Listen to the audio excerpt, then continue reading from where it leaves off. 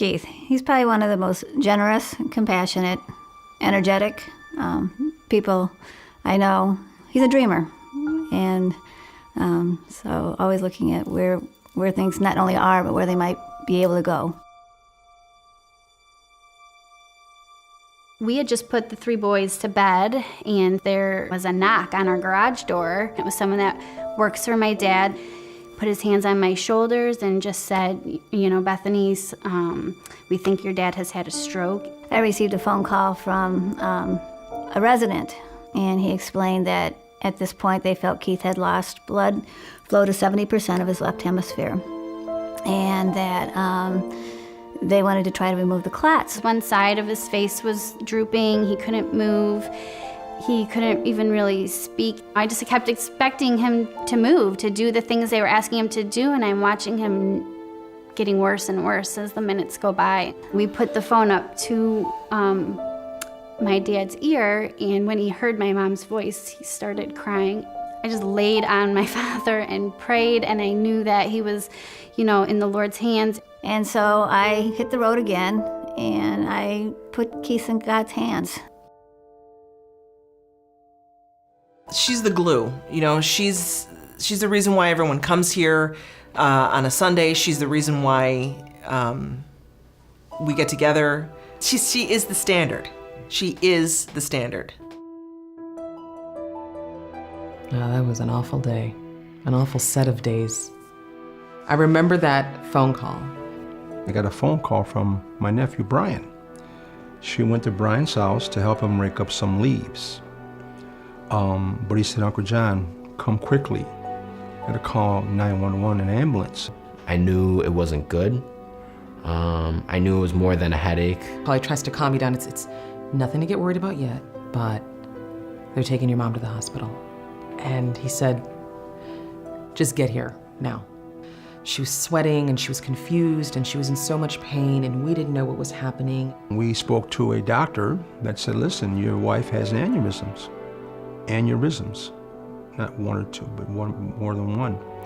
And we have to right away perform surgery. And I remember thinking, she has 6 aneurysms. Oh my God, she has 6. And he said 2 ruptured, and I'm thinking, oh my God.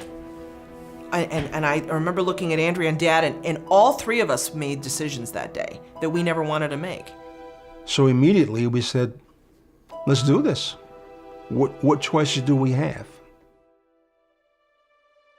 About the time I got to Shortsville, Dan called to say the surgeon had just come and was like elated because they were able to remove the clot in one piece. And the blood flow went back 100% to his brain. They just said, this is a miracle. He just raised his right arm all the way up.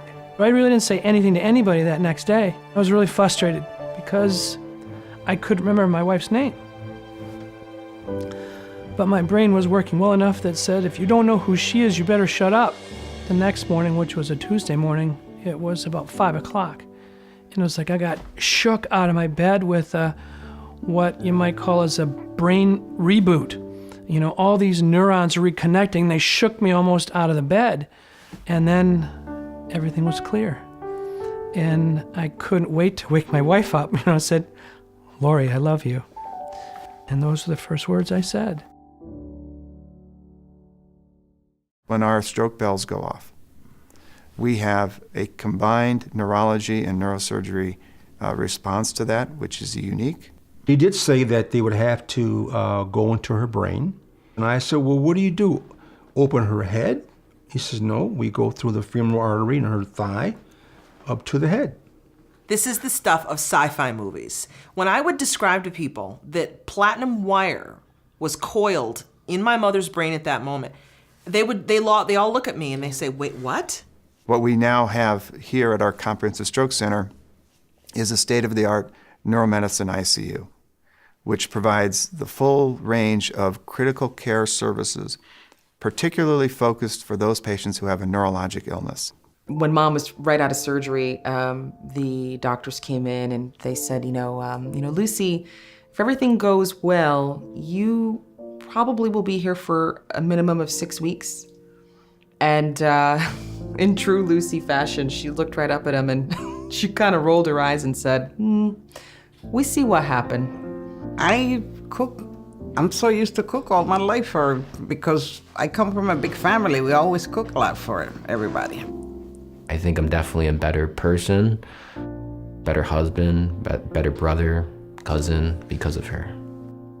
I thank God that I'm here and thank the great doctors at Strong. You know, I fell in love with everyone there. I really did. I had the best care that I think anyone can ever have. He's back to traveling. He runs his company. He helps provide for all of our families. He is babysitting our kids. He's at their baseball, soccer games. He's just back to being that rock, you know, in our corner still.